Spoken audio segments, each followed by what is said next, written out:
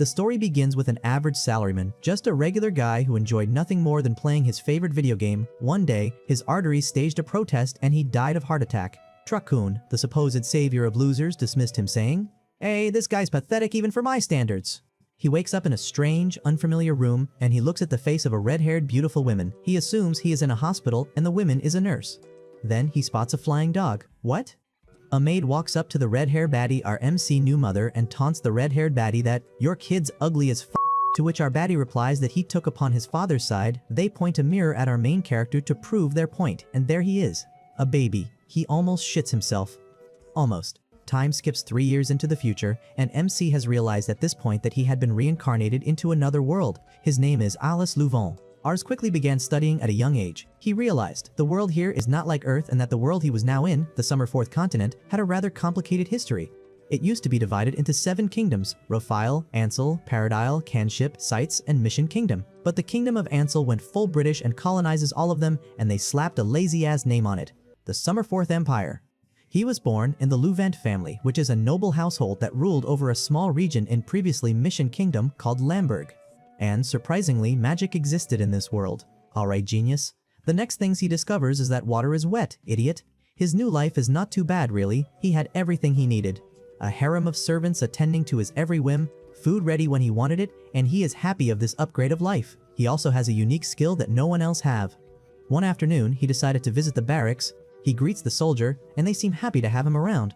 There, he noticed a soldier named Melis who was busy getting his ass kicked.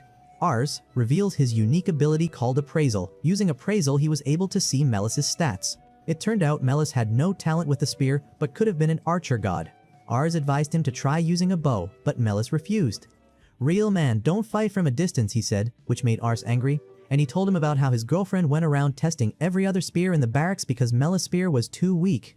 Every soldier in the barracks nodded, and Melis finally picked up the bow. He had never used a bow before, but surprisingly, he hit the target on his first attempt.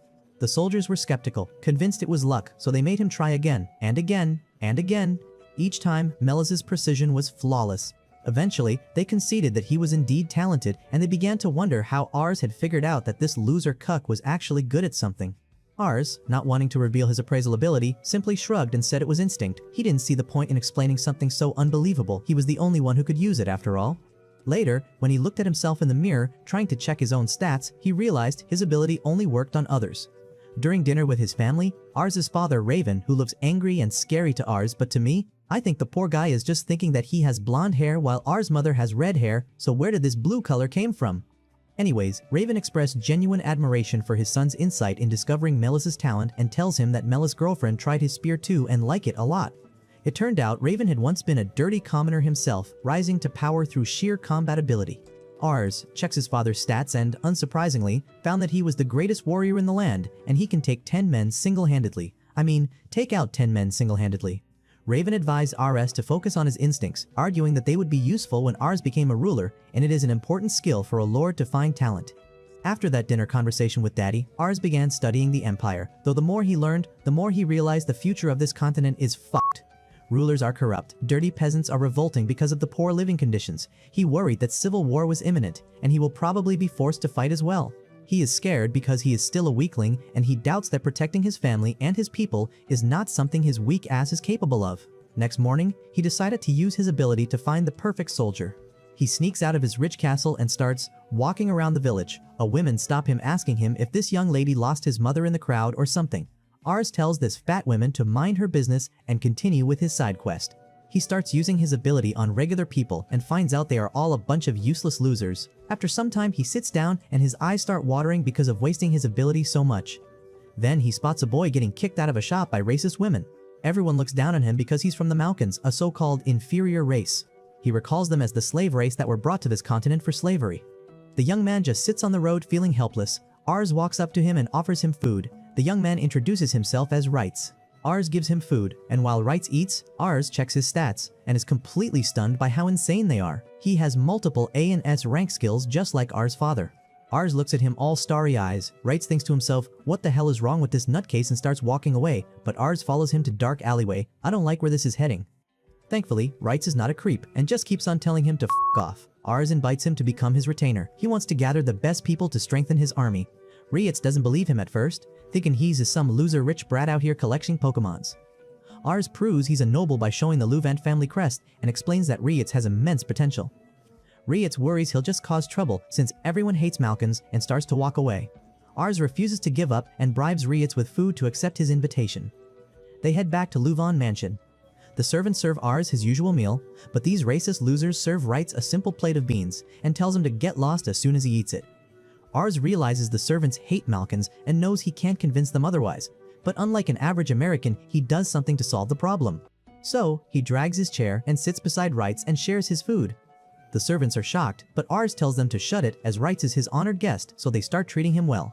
Ars asks Rietz why he was in the village. Rietz explains he used to work as a mercenary.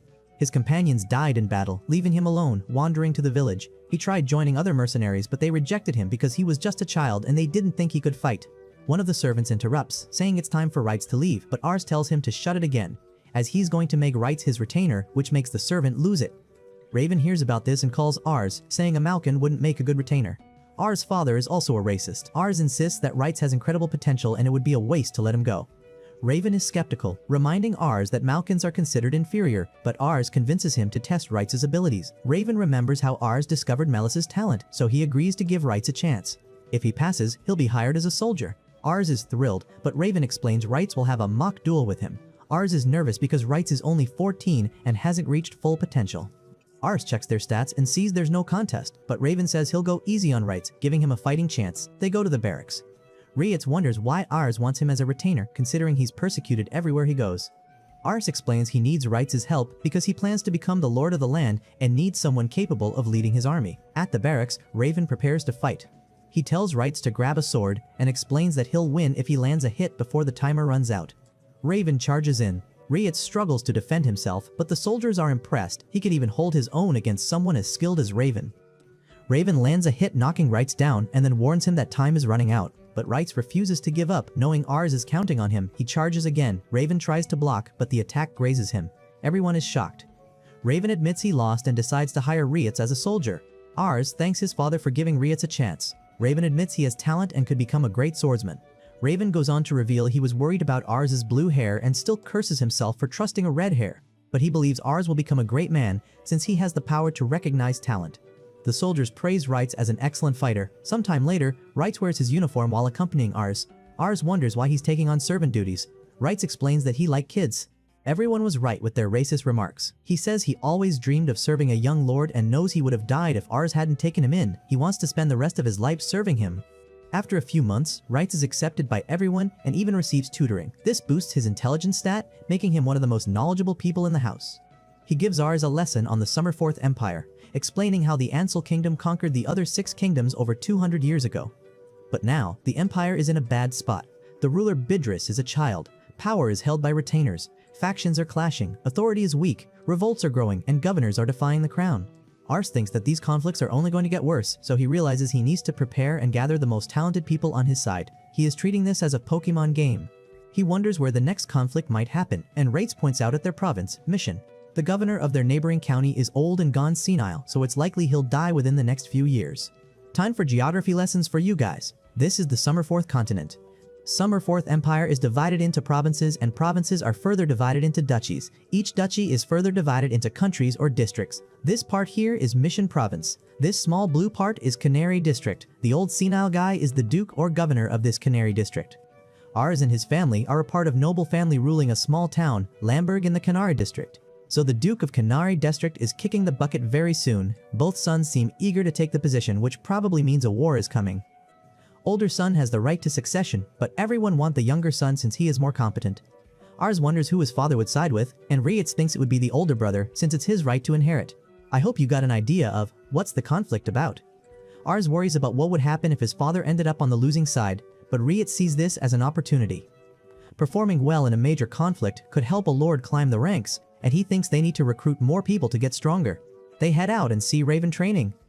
Ars notices he's been spending more time honing his skills, which makes sense because war is coming. Ars mentions they're heading to the town to find recruits, and his father suggests looking for someone with a talent for magic, since magic would be invaluable in upcoming battles. We see that Ars once tried to learn magic but quickly realized he is a loser in this life too. Ars and Rietz leave their small country for a big city. They arrive in the capital city of Caner district, and Ars is blown away by how many people there are. Rietz notes that the population is about 50 times bigger than Lamberg's. Pyre's House of Noble family are in charge of the county this town is located in. Ars notices that everyone looks wealthy and wishes the people of Lamberg could have a life like this. Rietz thinks this is a good place to find someone with real potential since there are so many people. Ars starts scanning the crowd with his appraisal ability, but after a while, no one catches his eye. They keep searching, and Ars notices an alley full of homeless people. He is surprised by this, as this is a big city with so many rich people in it. Still, there are people living in miserable states. This is called capitalism, kid. Ars wants to help them, but Wright says there's not much they can do in their current position. Ars reflects that while he thought the town was amazing, he actually wants to build a place where even the less fortunate can make a life for themselves. Wright feels proud to serve him. They reach the market, and Ars is amazed by all the different foods. A man offers to sell him a dragon egg. The man looks like scammer, and unknown to him, Ars is from modern world, where he received countless calls from Microsoft support telling him his PC was hacked so he won't fall for it. Ars immediately imagines having a dragon as a pet and decides to buy 3, but Wright suddenly points his blade at the man, accusing him of being a scammer. The man insists he's legit, but Wright knows that trade with the northern continent is frozen, so there's no way he could have dragon eggs. He's about to take action against the man, but Ars holds him back as bystanders start staring. Wright apologizes for overreacting, and Ars thanks him for looking out for him. They take a lunch break, and Ars rushes over to a candy stall, only to get bumped and realize he's been robbed. Wright chases after the thief and grabs their cloak, revealing it's a girl. She turns a corner, only to be surrounded by thugs who start beating her.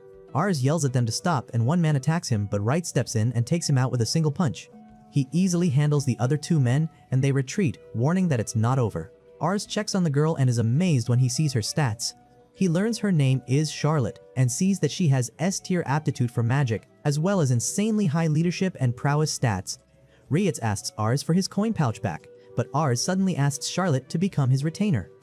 Rietz thinks she's just a thief, but Ars points out her magical talent. Charlotte refuses, saying she won't serve a spoiled brat like him and she has never even used magic before. Ars becomes desperate, trying to convince her. He reasons that she steals because life has been hard, and he promises her food and a salary, but she thinks he's just a spoiled noble. She says he doesn't deserve his privilege and was just lucky to be born noble. Charlotte refuses to be a tool for him, but Ars insists he's different and explains that he wants to build a place where everyone has a chance. Charlotte counters that they can't wait for someday because every day is a struggle for people like her. Wright understands her feelings but still insists she return the coin pouch. Charlotte gives it back since they saved her. Ars asks about the men, and she explains they worked for a slave trader. She had been caught stealing from a noble and sold into slavery. She escaped, but the trader sent men after her. Ars wonders why she stayed in town after escaping. We see children rush up to her, and she explains she couldn't leave them behind. Ars agrees not to recruit her, but decides to give her some money anyway. That night, Ars keeps thinking about her. Wright notes that he was in a similar situation and understands how she feels. He reflects that she must have been treated horribly by nobles in the past and sees everyone as an enemy. But Wright tells Ars he's different. Ars thinks about a flaw in his plan to create a better world, but then they hear the children calling for Charlotte. Ars rushes to them and asks what's happening. They tell him, Charlotte has been taken. We learn that Charlotte can't even remember the last time she cried. Her parents abandoned her, and she's had a miserable life. She had no choice but to steal, often wondering why she was even born into this world. Charlotte's backstory sure did make me emotional, like how she watches a girl her age getting pampered while she sits alone. Nah man, who is cutting onions? The men take her to their boss and beat her, surprised she doesn't cry. Their boss, Slaver, warns them not to ruin her appearance since she's already been sold. They take her money and she tries to resist, but one man stops her. Charlotte thinks about the children, knowing they need money to survive, but the slave trader dismisses her life as worthless and tells her to accept her fate. Suddenly, Wright shows up and attacks the men, knocking them down. The slavers tells his man to stop, but Ars run into the room, asks Charlotte if she is fine, while the slaver recognizes him as a noble. He asks if Ars needs anything. Ars tells him to release her, but Slaver refuses, insisting she's his merchandise. Charlotte tells Ars to mind his own business. Ars insists he's worried about her. He notes that her eyes always seem empty and that she lacks ambition, despite her insane talent. Ars tells the slaver that everyone deserves hope and the future to look up to, but the slaver looks at him like, what is this little runt babbling about? He laughs, reminding him that she's just a slave. Upset, Ars tells the slaver that he's stealing her future. He argues that she should be able to decide what she wants to become. We learn that Charlotte had closed her heart long ago and never cried. Seeing it as weakness, she knew she had to do whatever was necessary to survive. Suddenly, tears start flowing, and the slaver gets fed up. He orders his men to take care of Ars. One man threatens to beat him, but Wright steps in, telling them they deserve to die for angering his master. They try to fight him, but Wright defeats them effortlessly. Their mages attempt a fire spell to burn him alive, but it fails and he smashes them as well. Wrights thinks they're pathetic. Slaver calls his right-hand man, revealing he used to be an army captain but was kicked out for bad behavior. Charlotte worries, but Ars checks his stats and realizes the man isn't impressive. He tries to attack Wrights but quickly finds he's no match and gets knocked out. The slaver can't believe what just happened. His men are dead like his moral values. He asks what he did to deserve this and reminds Ars that slave trading is legal in the city. So, Ars offers to pay the slaver for Charlotte, but Slaver refuses, saying he already has a buyer. Reates advises Slaver to consider his reputation. If people find out his slave was taken, his business will suffer. Reates suggests claiming that someone else bought Charlotte for a higher price and threatens him if he refuses. Slaver decides to let them take her. As they leave the city, Charlotte asks to go somewhere special. She leads them to her secret spot, which offers a beautiful view of the city. She explains she comes there to clear her mind and asks Ars why he wants to create a peaceful city for people like her. Ars says it's because he likes kids, which makes her find him weird, reminding him that he's also just a kid. He recalls his past life, where he was always exhausted from work, but the smiles of children brightened his day. He believes children give people hope and inspire everyone to work toward a brighter future. He wants to give them a place to enjoy life, seeing it as his duty as a ruler. Charlotte likes this answer and decides to join him, saying she wants to make the children happy. Reates decides to test her, giving her a magical pendant and asking her to cast a spell while wearing it. Charlotte admits she's never used magic before. Reates teaches her a basic spell, and she follows his instructions, creating a fireball that causes a massive explosion. Everyone is amazed by the destructive power, and the pendant shatters after she uses all its energy. Ars and Wrights are stunned by how powerful she is, thinking she's incredible. Charlotte asks Ars if he'll provide food and shelter. He confirms and even says he'll give her a salary. She requests that her salary be given to the children in the city so she can help them survive. Ars agrees, and she decides to serve him to the best of her abilities. She says goodbye to the children, who cry, and Ars notes that he's successfully recruited talented vassals who will be valuable assets to his family. He wonders if he can meet everyone's expectations, but he's determined to achieve his goals. While traveling, they notice Charlotte eating like a pig. Reates thinks they need to teach her basic manners since she'll be accompanying Ars during gatherings. Charlotte isn't interested, thinking it's a waste of time. They reach the mansion, but Raven refuses to let Charlotte join the army, saying she is a dishwasher and women only belong in the kitchen. He is both racist and misogynistic. Very bad. Ars tells her to demonstrate her powers. She casts a spell, and Raven is stunned by her strength. He immediately folds and starts believing in women empowerment. He agrees to let her join the army. 3 years later, Raven's army returns from battle. We learn about a territorial dispute with the Duchy of Sayetz, which forced Raven into military service. Ars asks about the battle, and Raven explains that they crushed the enemy, with Charlotte's magic leading them to victory. Charlotte is still 15, and I don't have anything to say about her. Ugh. Charlotte is now recognized as the strongest mage on the battlefield and commands the magic unit, making her indispensable to the army. Ars now has newborn siblings, both having blue hair like him. There is a blue-haired knight banging our baddie, and no one's questioning it. Ars checks their stats and see them both showing remarkable talents. He thinks they'll be able to support the family in the future. Ars is still searching for new Pokemons, but can seem to find one. Then Reates tells him about the Kiska brothers, a hunter family that recently moved into Lamber, and notes they seem talented. Ars decides to seek them out, and Charlotte volunteers to come along to keep Ars safe, and safely locks him between 2 airbags in case things went south. In the woods, they spot a boar fleeing, but an arrow takes it down in one shot. The Kiska brothers arrive. Ars uses his ability and identifies them as Gatis and Marcus Kiska, recognizing their talents and thinking they'll make competent soldiers, but they are mid for Ars standards. They invite Ars to their home, where their father, Greg, prepares a feast for them. Charlotte tastes the food and says it's delicious. Gatis explains it's from the creature they just hunted, called a Suvu, but we will still call it a boar. Greg asks Ars what he's doing in the woods. Ars explains he wants to invite Gatis and Marcus to join his army because they're talented. Greg is overjoyed. He mentions another son, Rizal, who isn't as capable as his brothers. They see him taking bread from the table, and Greg scolds him to greet the guests properly. Ars uses his skill on Rizal and realizes he's a genius, with intellect off the charts. Ars tells Greg he wants Rizal as his vassal, but Greg thinks it's a bad idea, worrying that Rizal will just cause trouble. Ars tells him to shut up, and he didn't ask for his opinion. He directly asked Rizal if he can actually do it. Rizal gets scared, thinking these lunatics will leave him to die at the battlefield, so he refuses, telling Ars he doesn't want to die. He goes back to his room. Greg tells Ars that Rizal has been locking himself in there ever since his mother passed away, so he doesn't really have any life skills. Ars points out that he's a genius, thinking Rizal could become an excellent tactician in the future, and says he likes kids. So, Ars decided to give it another shot. He enters Rizal's room and sees him reading a book. Rizal explains it's the only book they have in the house, and his mother used to read it to him. He says reading it gives him peace of mind. Ars invites him to his library, saying he can read as much as he wants. Rizal initially refuses, not trusting Ars, but he's curious about reading more books. He eventually agrees but says he'll bring his brothers along. They head to the mansion. Ars introduces Charlotte to Gatiz and Marcus, and she shows them around the barracks. Meanwhile, Rizal enters the library.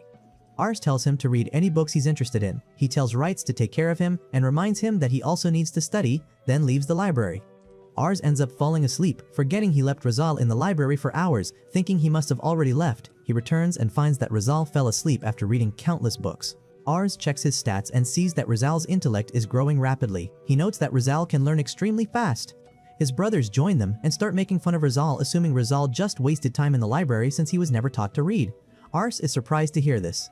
The brothers elaborate that, apart from their mother, no one knew how to read, as they are hunters, and it's not a part of their job description. Rizal wakes up, and Ars asks how he learned to read. Rizal explains he learned by observing his mother and matching it with the shapes on the book, which everyone finds hard to believe. The next day, Ars visits the brothers, telling them to set traps to catch the prey. Rizal explains he's read about traps, so Ars encourages him to put his knowledge to use. His brothers support him, so he decides to try it. After a while, Greg sees Rizal's trap and realizes it can capture multiple boars at once. Rizal explains he made it because he's worried about their father. Since his brothers will become soldiers, Greg would have a harder time hunting for food. He painted the fence yellow since the male boars hates yellow color, so the boars would charge in. Greg notices herbs hanging above, and Rizal explains that young boars and their mothers dislike the smell, so the herbs keep them away. This will ensure that they don't overhunt the boars and allow them to continue reproducing. His brothers think he's amazing, while Rizal's dad Greg just shrugs it off like it's no big deal. Greg tells Rizal to leave the house with his brothers and asks Ars to take care of them. Rizal assumes his father hates him, but Ars thinks Greg has a good reason for acting this way. That evening, Rizal reflects on his mother's death, thinking his father hates him because her health declined after giving birth to him. He blames himself. Suddenly, he overhears Greg talking to his brothers. Gaddis wonders why Greg is treating Rizal so harshly. Greg explains he wants Rizal to hate him because he feels he failed as a father by not recognizing his son's talent. He reveals that he loves Rizal and wants him to reach his full potential, but thinks he might be getting in the way. So, he wants Rizal to forget about him and asks Gatiz and Marcus to support their brother. Rizal hears everything and starts crying. The next day, Ars comes to take the boys away. They prepare to leave while Greg chops wood. Rizal approaches him and says he doesn't hate him, promising to do his best. He tells his father he wants to see him again. Greg is overjoyed and says he'll be waiting for their return. 3 years later, Ars turns 9 and Raven has become ill. Ars worries he's not in any condition to fight, but his father says he has no choice given the situation. The old duke has fallen sick but named his younger son Vas as successor. The elder brother, Kurin, insists the document is forged, causing a dispute. The retainers split over who should be the rightful successor, throwing the province of Mission into chaos. Sayats has also been taking advantage of this by invading them. Ars wonders if he'll have to fight, but his father tells him there's something more important for him to focus on, his betrothal. Since his fiancée is coming here, Ars is shocked. He can't believe he's never been told, and his father tells him it was engaged before he was even born. His father gives him a letter. Ars rushes to tell the others the news, wondering what he should do when a maid informs him that his fiancée has already arrived. He goes out to meet her, unsure how to act since he never had to deal with girls in his past life because of his ugly. The girl introduces herself as Lycia. Ars is instantly charmed, but when he checks her stats, he's shocked to see her ambition is insanely high, which seems at odds with her cute appearance.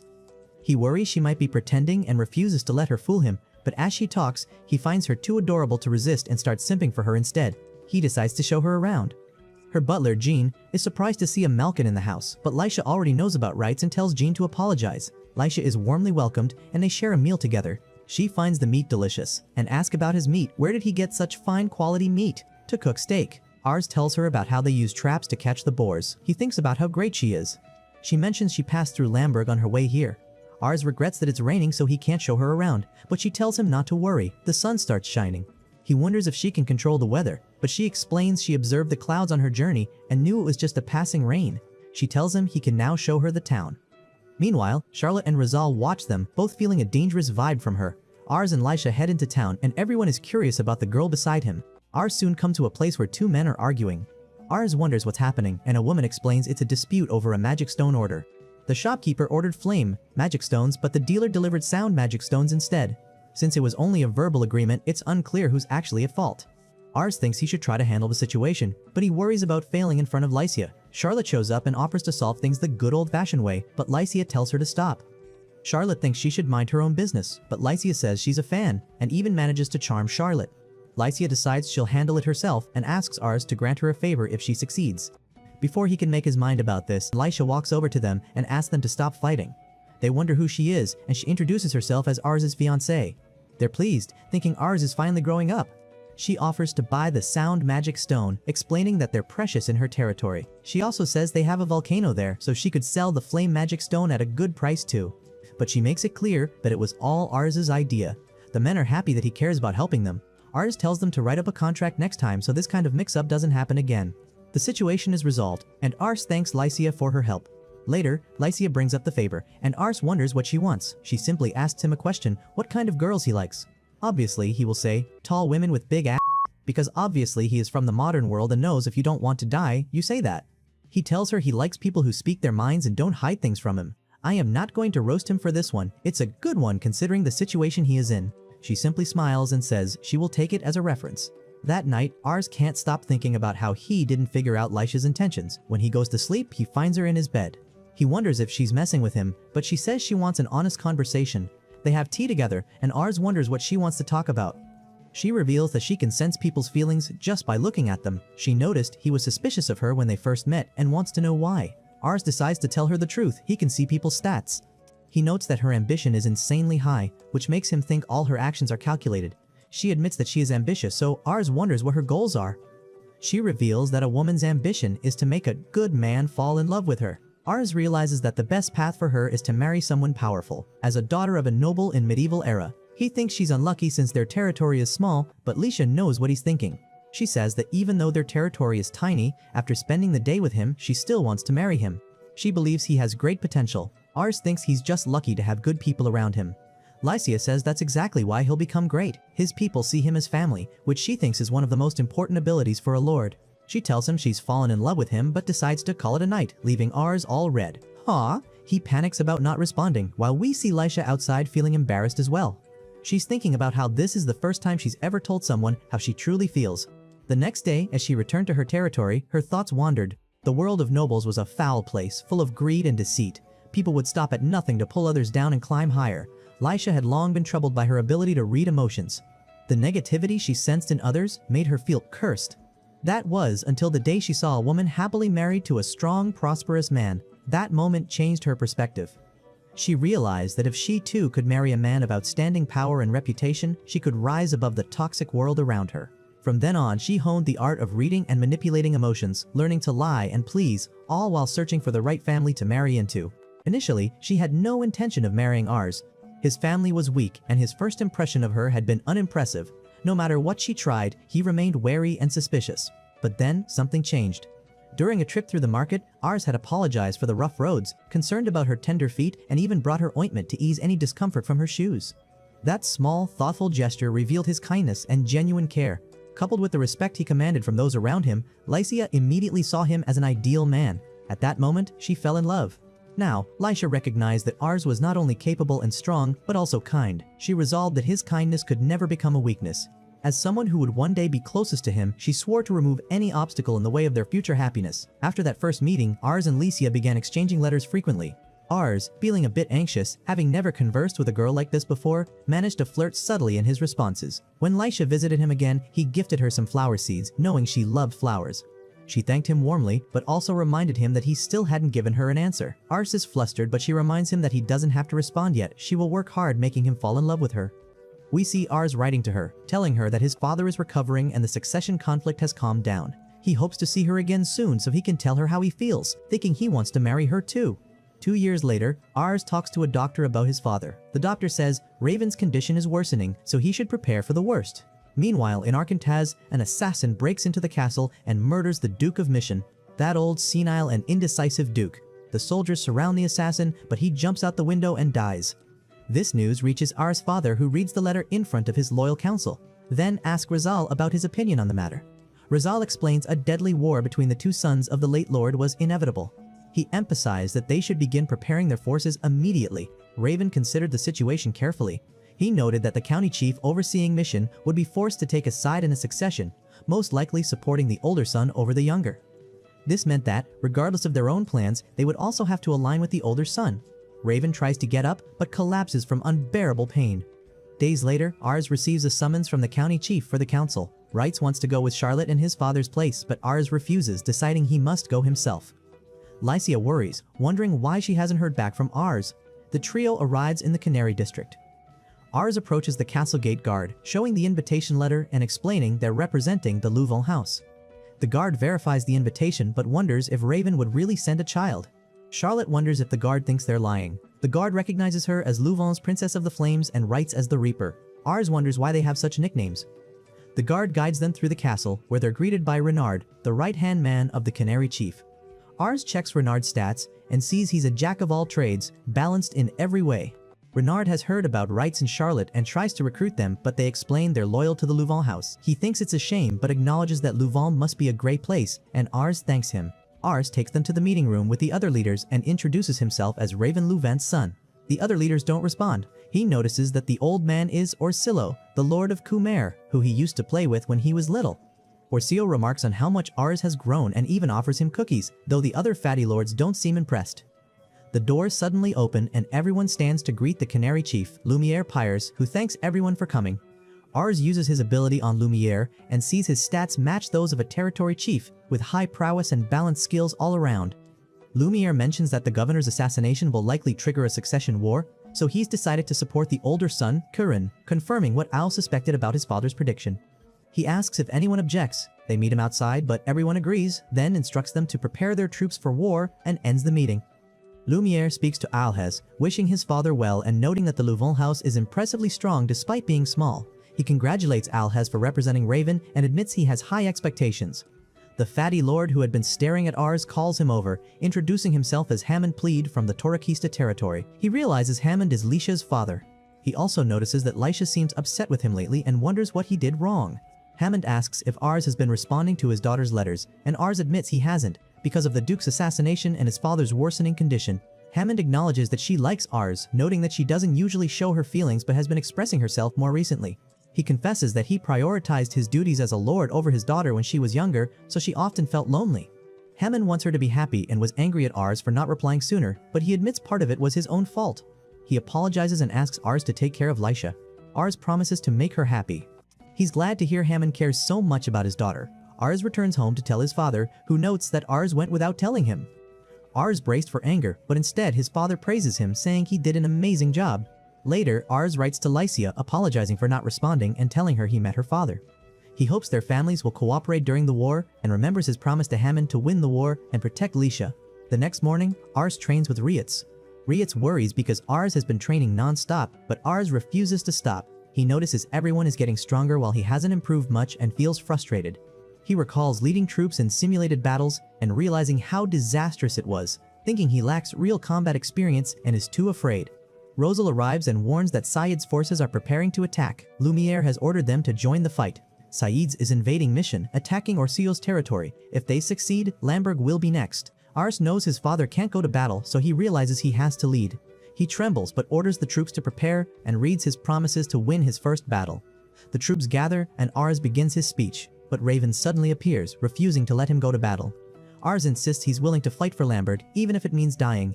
Wrights tries to intervene, but Raven tells him to stay out of it. Ars explains that he has Wrights and Charlotte by his side, but Raven comments that Ars doesn't have the face of a warrior. Ars is confused, and Raven orders a prisoner to be brought out for execution. Raven explains the man committed heinous crimes but had been sick, so he couldn't execute him until now. He tells Ars that if he can remain calm watching the execution, he'll recognize him as a warrior. The prisoner boasts about killing countless people, even children, claiming it makes him feel amazing. Raven orders the execution. Ars tries to stay composed but completely loses it. Raven declares that Ars isn't ready to lead troops and will lead them himself. Ars realizes he truly isn't ready for war. On the battlefield, Raven leads the men, taking down enemies as Rietz fights by his side. Rizal stays safe, managing formations while archers wipe out enemy infantry, and Charlotte uses her magic to breach the fortress. Raven and Rietz keep breaking enemy lines, and despite being outnumbered, they capture the enemy fort after a month of fighting. Raven and his men return to Lamberg after Ars' 12th birthday. His wife helps him rest, while the twins worry about him. Ars appears, greeting the group and asking about his father's health. Rietz notices that Ars has injuries all over him, so Ars brushes it off, explaining it was from his training. Ars asks about the battle. Rietz explains that Raven led them to victory, but it took a serious toll on his body. Ars blames himself for forcing his father to fight, but Rietz reminds him that Raven was already sick.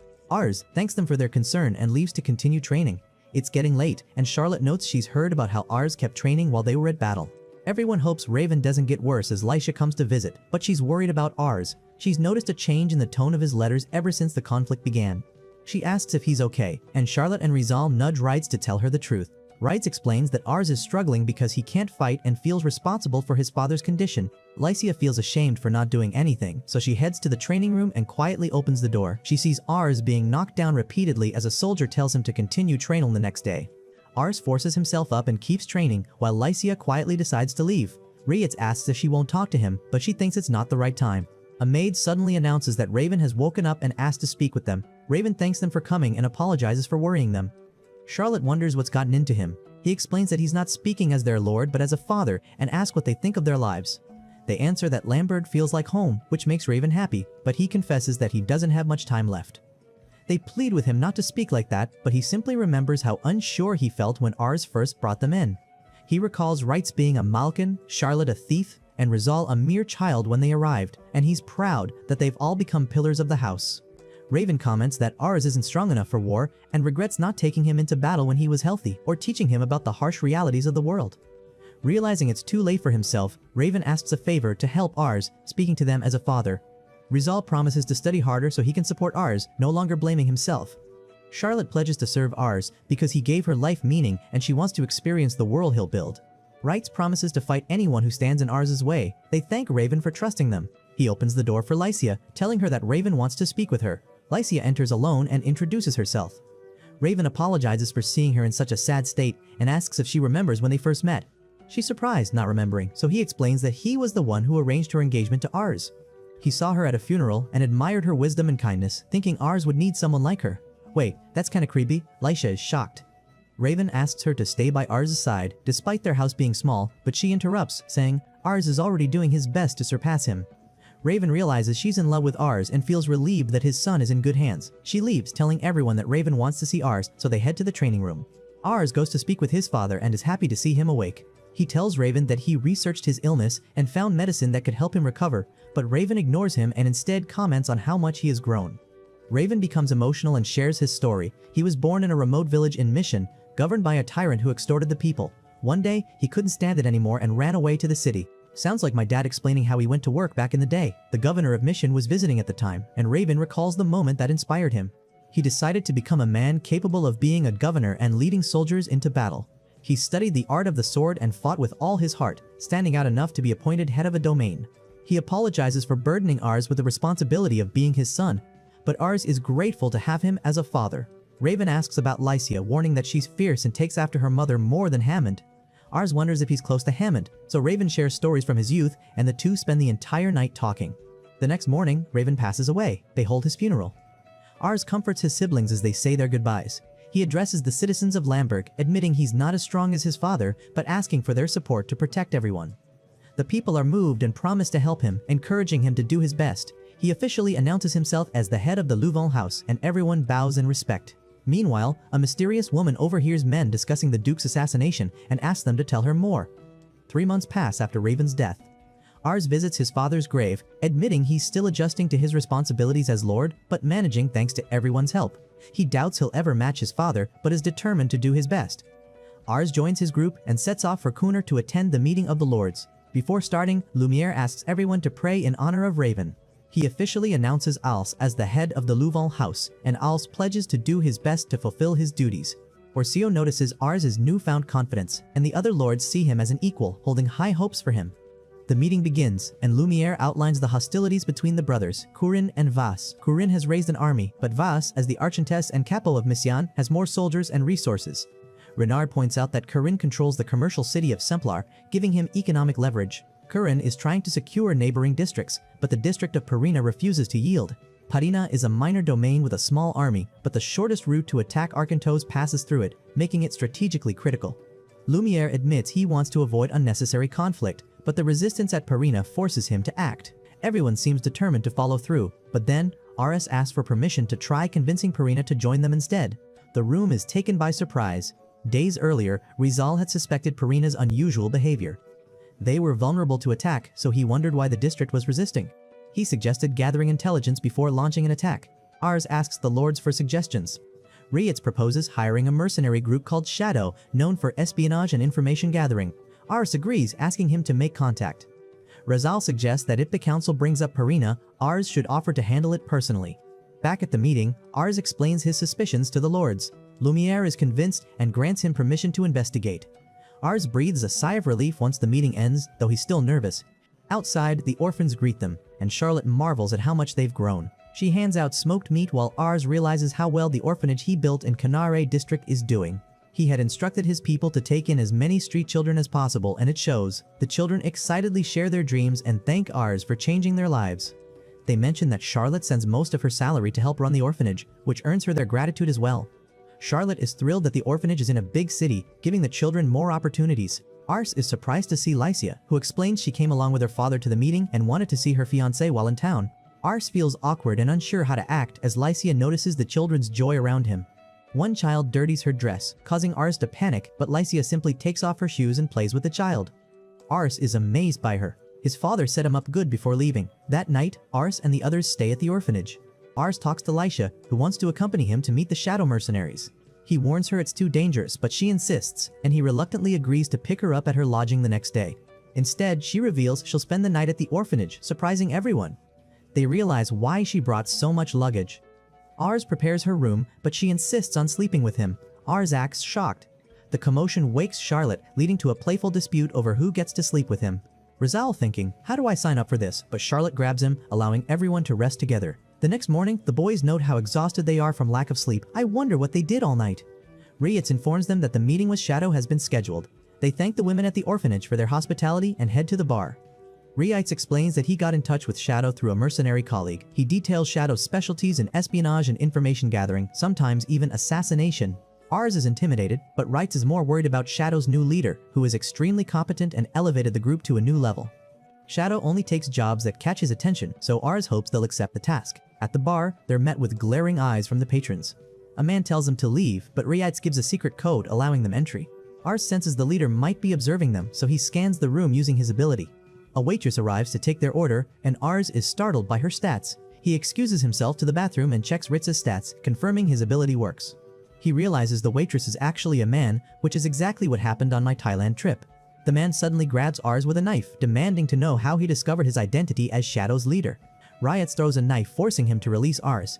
Rietz then grabs the man's arm, warning him of the danger he's in. Lycia steps in, telling the leader not to underestimate them. She explains he must honor Ars' request to make up for his earlier rudeness.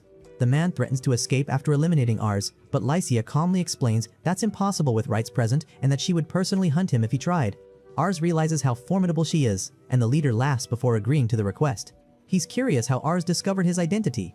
Ars reveals his ability to see people's stats and potential, calling the man Mazik, a name he hasn't used in a long time. The leader, Pham, is shocked but impressed. He acknowledges Ars' skill and decides to accept the job, recognizing that Ars is a winning horse based on the strength of the people around him. Rietz congratulated Lycia, and she revealed that she noticed something was off with Ars' expression before he left. Curious, they had decided to follow him. Together, they explained the job to Pham, who immediately charged a gold coin but promised he would need 5 days to gather the information. Ars was shocked at how fast they could work. Meanwhile, Charlotte was eating with Rizal when the trio returned to the bar, announcing that they had already spoken with the leader and he approved the request. Pham interrupted them, offering a free meal to Charlotte. Ars was taken aback by his acting skills. He moved with a grace so convincing it made him seem like a woman. I know, Ars, I was fooled too. 5 days later, Ars and Reichs returned to the tavern, but Pham was the only one present. He explained that everyone else was on other jobs, as investigations required a lot of manpower. Pham revealed that the request had been a success, and Ars was shocked to learn that he had personally handled their task after it caught his interest. Pham refused to reveal his methods for obtaining the information, instead presenting a piece of paper to show why Purina would not ally with Kurin. It was a pact bearing the signatures and seals of nobles allied with Vass. Rietz immediately noticed that all of Vass's allies would have copies. They recognized Purina's seal but were shocked to see the mark of Massa, a city near Lamberg with a large population and one of the largest military forces on the continent. Rietz had been happy that Massa had allied with Kurin, but this suggested betrayal. They would side with the younger son. If Kurin and his allies invaded Purina, Massa could launch a surprise attack, tipping the war in the enemy's favor. Pham reasoned that Purina must have judged Curran the likely loser in the succession battle, explaining their refusal to ally. Rietz wondered if the alliance pact was genuine, since acquiring such a document would be no small feat. Pham simply repeated that he didn't disclose his methods, but assured them he had found the document where the chief of Purina lived. Rietz apologized for doubting him, and Pham understood. It was a natural reaction.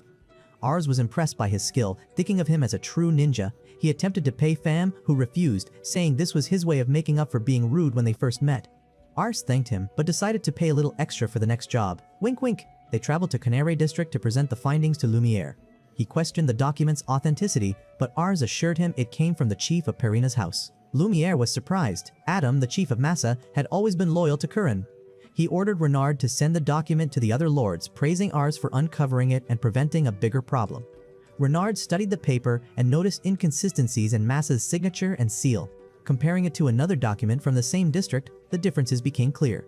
Lumiere trusted Renard's judgment, and Auis realized that his ability didn't account for special skills or cunning, reminding him that stats alone couldn't judge a person's capability. They concluded that Purina had been tricked into believing Massa betrayed them, buying time for Vass. Rizal speculated that the enemy sought a temporary alliance to mine explosive mana stones. Lumiere and Renard confirmed it. Purina was one of the few places with this rare material, essential for powerful spells and weapons. Vass intended to exploit the false alliance to extract as many stones as possible. Rizal ruled out attacking Purina, arguing that the only option was to reveal the truth and win them back. An unnecessary battle would only weaken their side. Lumiere mentioned that he had sent numerous messengers with no response, but Ars had a plan. Ars managed to secure an audience with the chief of Purina by writing a letter pretending to seek alliance with Vass. The chief, who looked like a potato with sideburns, was curious how Ars obtained the alliance paper. They discussed Massa's sudden shift in allegiance and its strategic importance, and Ars reminded the chief of Massa's long-standing loyalty to Curran, questioning why they would betray their lord and risk being surrounded. The chief of Purina realized Ars had only sent the letter to secure the meeting and ordered his men to arrest them. Rights intervened, preventing any attack like a Bollywood hero. Ars declared they had come in peace. At that moment, the chief of Massa, Adam, revealed himself. The chief of Purina was stunned, but Ars asked him to listen. It was Rizal's idea all along. Adam was furious when he learned his seal had been forged for such a cheap trick. He affirmed that Massa had never betrayed Curran and would never do so. Adam asked the chief of Purina if he remained loyal to Vass. The chief admitted he now wished to join Curran, asking to be accepted after being misled. Adam acknowledged that the chief of Purina had acted with the best interests of his people in mind, even if he had been deceived. He deferred to Ars to make the final decision. Ars forgave him, recognizing that everyone makes mistakes, and was pleased to have resolved the issue without bloodshed. The chief of Purina felt both ashamed and grateful, promising to support them however he could. Adam also thanked Ars for avoiding an unnecessary conflict, hoping for good things from him in the future. Ars returned home, recounting everything that had happened to his father. Ars thanked Rights and Rizal for their help in avoiding a fight, silently resolving to become a great lord who could continue protecting Lamberg. One of the maids rushed in with news. Lumiere had arrived to pay his respects to Raven. She added that Curran wished to meet Ars. Terror gripped him at the thought. After how he had handled the Purina incident, he felt unworthy to meet someone of such importance. Lumiere, noticing his panic, reassured him that the meeting was imminent. Ars began to freak out, but Rietz and Rizal encouraged him to stay composed. Ars straightened, declaring that it would be an honor, and Lumiere smiled at his newfound confidence. Meanwhile, Charlotte was searching desperately for a dress for Curran's banquet, only to be told by a maid that they had already left. Bros before hoes. On the way, Ars, still nervous, wondered why someone as influential as Curran wanted to meet him. Rietz explained that all the top nobles were called, and Rizal suggested it might be a morale-boosting move before the war. They arrived in Simplar, and Ars was awed by the sprawling commercial city. What New York City wished to be. He silently hoped Lambert might one day be as prosperous. Rights reminded him that the banquet was a golden opportunity to build connections and strengthen his reputation among the nobles. Ars steeled himself to make the most of it. That night, the banquet hall was packed with Curran's allied nobles, and Ars could feel their curious eyes on him. He noticed Lumiere's popularity, with nobles praising his usual impressive performance. Suddenly, Lumiere called for Ars, introducing him to the group and highlighting his role in resolving the Purina conflict. As the announcement of Curran's arrival echoed through the hall, everyone lowered their heads. Ars scanned him with his ability, confirming that Curran was an exceptional leader with remarkable combat stats. He also wondered about Vass's rumored capabilities, though he suspected some rumors might be propaganda to undermine Curran. Curran began his speech, warning that Vass had waged war against him. He explained that the Summerforth Empire would not intervene despite his claim to the Mission Duchy, criticizing the empire's declining regime. His goal was to unite the districts and declare independence after defeating Vass. The audience was shocked, but Curran's confidence inspired them and they pledged their support. Curran then singled out Ars, praising him for resolving a major conflict without bloodshed. The nobles applauded under Lumiere's lead, amazed that someone so young could achieve this. During the banquet, Ars grew exhausted from socializing. Seeking fresh air on the balcony, he was joined by Curran, who had heard that Ars had a keen eye for evaluating people. Curran asked what he thought of his subordinates. Ars, honest as always, confessed that he had seen their stats but had not found anyone particularly impressive besides Lumiere. Curran's expression turned serious. Ars continued, admitting that he believed his own subordinates were more capable. Curran nodded, pleased with the candor. He agreed, while he had strong men, many lacked true talent. Concerned about his brother's skilled subordinates, Curran explained he was eager to see new talent emerge and now expected great things from Ars. He extended an offer. If Ars helped him win the war, he would be made chief of Kunair. Ars asked about Lumiere, and Curran explained he would be given an even higher position as Curran trusted him completely. Curran also requested Ars's subordinates, but Ars politely refused. Curran invited him to the War Council and encouraged him to help identify talented individuals. Ars resolved to live up to their expectations. Meanwhile, Vass was in the Arkantes castle discovering that Curran had resolved the Parina incident. Lemus, his vassal, reassured him that they had enough mana stones to win, while Thomas reminded him that Curran lacked competent commanders aside from Lumiere, yet Vass remained unsatisfied. He inquired about Marielle's whereabouts.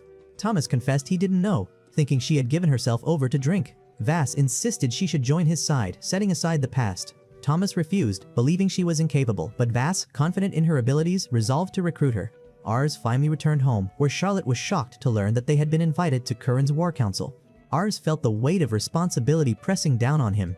The next day, they met with Pham, offering 20 gold coins if he could find someone truly capable.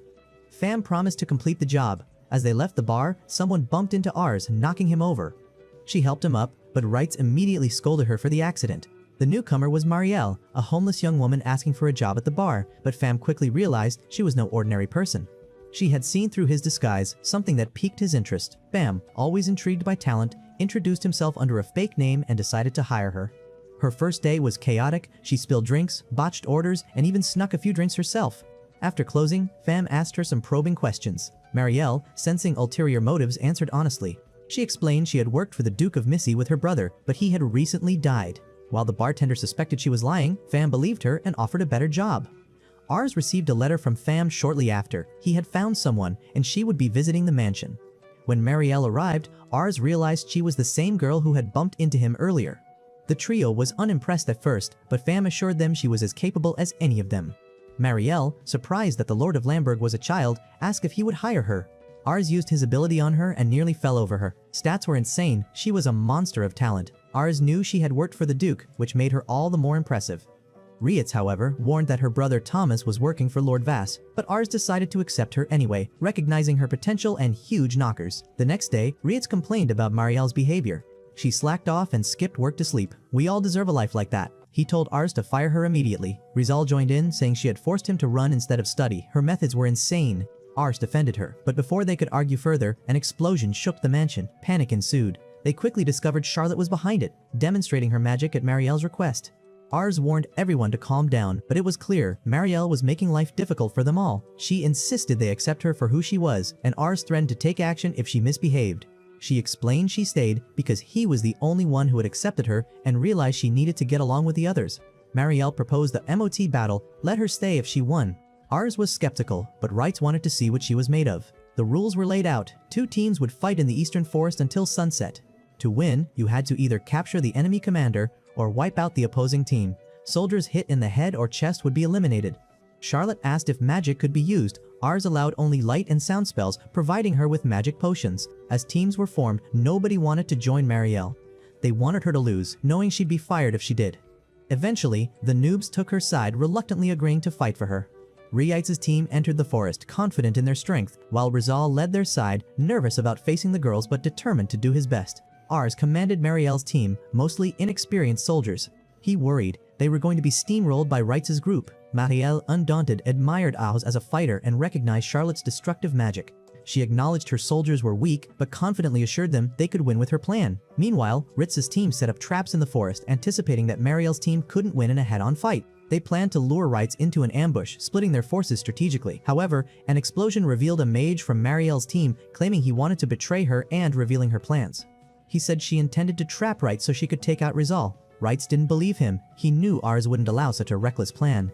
The mage confessed that he hated Marielle and was lying about her strategy. He simply wanted her to fail. The boy from Marielle's team revealed her real plan to Rights. What a bitch! She was going to lure them into a trap and surround them, striking after he used sound magic. Rietz didn't trust him, of course, and demanded he surrender his wand. The boy complied, but Rietz immediately ordered his men to capture him, and Rietz explained he seemed suspicious. A soldier noticed he was hiding another wand. Cornered, the boy tried to deny it, but Rights' intimidation was too much. Trembling, he confessed it was indeed meant to trigger the sound magic signal. Rights immediately led his men around the woods, anticipating the ambush. Ahead, they spotted a group of soldiers, but as soon as they attacked, it became clear they were all dummies. Marielle emerged, laughing, praising the boy for his acting. Rights demanded to know why she was alone with Alice. She simply smiled, confident she could escape, and scooped Alice into her arms like a kid. "Catch me if you can," she challenged. Rights barked orders, and the chase was on. Lycia and the others cheered, while Ars clutched tightly to Marielle, convinced they were about to get caught. But Marielle remained calm, assuring him not to worry. Rice pressed forward, but his men tripped over traps, one after another, until even he found himself caught, though he managed to leap free. Charging onward, he plowed through other traps, only for Marielle to unleash her sound magic, stunning them all. He spotted her for a moment before she vanished again. Rizal's group meanwhile ran into Ars's soldiers, who signaled the next phase of the battle. Rizal realized this was only half of Ars's forces, but they knew they had the advantage in an even fight. They attacked, remembering Marielle's taunts about their weakness, determined to prove themselves. More of their soldiers appeared, encircling Rizal's group. Chaos erupted. Charlotte used sound magic to escape, inadvertently revealing their location to Marielle. The whole sequence wasn't just a battle, it was Marielle's plan to isolate Rizal. She's collecting kids like Pokemon at this point. Rietz caught on, but Marielle accelerated. Determined not to lose, Rietz reminded himself of Ars's faith in him and his promise to stay by his side. Ars grew dizzy, but Marielle spotted Rizal approaching. Rietz nearly caught them, but Ars cleverly fired sound magic to distract him. Marielle struck first, tagging Rizal and securing the win. Ars declared Marielle the victor and her soldiers erupted in celebration. Veteran soldiers grumbled about her dirty tricks, but Rietz shrugged. There was nothing unfair here. He still disliked Marielle's audacity, but he had to respect her skill. Marielle, ever bold, complimented Ars's team and teased that things were going to get interesting. She praised Ars for having such capable retainers, and he admitted all he wanted was a place where everyone could be happy. Marielle, ever sharp, remarked that he would need to become king to make that dream real. Ars froze, stunned, but she smiled reassuringly. He had what it took. That evening, the mock battle's victory was celebrated with a grand feast. Marielle outdrank everyone effortlessly. Soldiers begged her to teach them, but she pointed out that Rights already provided the best training they could get. Rizal realized he needed more stamina. On the battlefield, tactics alone weren't enough. Marielle told him that if he got caught or killed, more soldiers would fall, so survival mattered as much as strategy. Determined, Rizal prepared to train harder, but Charlotte interrupted him with the best few moments of his life. Ars watched, proud, seeing his team adapt and grow alongside Marielle. He pondered her words about becoming king, and Rights approached, apologizing for losing the mock battle. Ars reassured him, recalling his promise to Raven and feeling the weight of his own responsibility. Rights vowed to train twice as hard, and Ars smiled, reaffirming his dream, a world without war where everyone could be happy, and Rights, loyal as ever, promised to help him achieve it no matter what. Alright guys, this is it for this video. Let me know in the comments if you want part 2 of this series. Alright, goodbye.